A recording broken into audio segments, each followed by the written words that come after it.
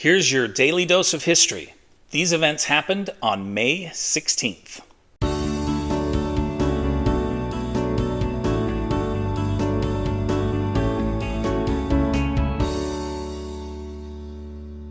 In 1770, 15-year-old Louis XVI marries 14-year-old Austrian Archduchess Marie Antoinette in a lavish ceremony at the Palace of Versailles near Paris. The two had met for the first time just 2 days earlier. At the time, Louis is the heir to the throne of France. His grandfather is 60-year-old King Louis XV.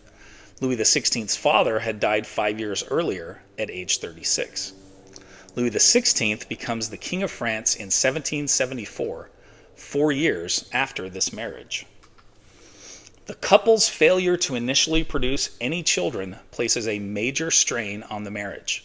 It also damages Marie Antoinette's reputation with the French people, who are already unhappy with the match because of their disdain for France's alliance with Austria.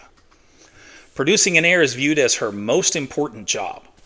It is a huge relief when the now queen finally becomes pregnant nearly 8 years after the marriage, giving birth to the first of their 4 children in 1778. In 1863, a Union army led by General Ulysses S. Grant defeats a Confederate army led by General John C. Pemberton at the Battle of Champion Hill in Mississippi during the American Civil War. The victory is an important part of the Vicksburg Campaign.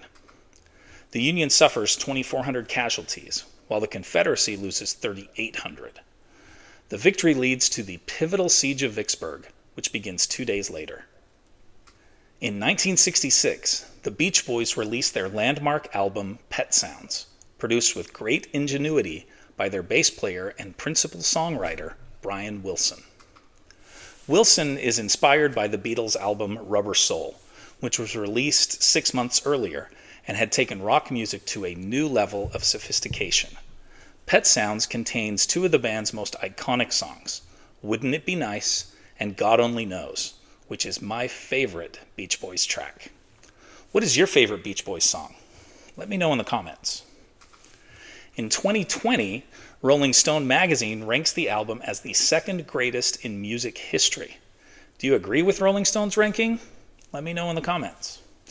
I also highly recommend the 2014 movie Love and Mercy, a biopic about Brian Wilson starring John Cusack and Paul Dano that delves into the making of this album. In 1975, a nurse in Los Angeles, California, murders a pregnant woman, cuts the baby from her body, and checks into a hospital claiming she had given birth to the child at home. Her crime is discovered, and she is convicted of murder and sentenced to life in prison. In 2023, the San Antonio Spurs land the #1 pick in the NBA draft lottery. On draft night in June, they surprised no one by selecting 19-year-old Victor Wembanyama, a 7'5" French phenom who is considered one of the best prospects in years. The Spurs have to be the luckiest franchise in NBA history when it comes to getting the first overall pick in the NBA draft.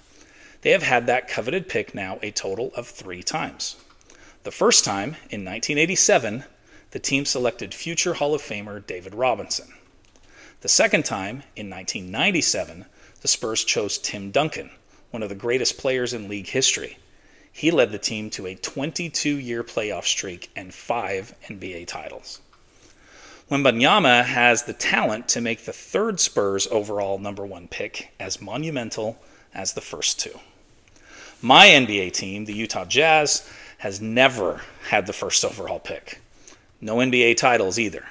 But I'm not jealous, not at all, just bitter.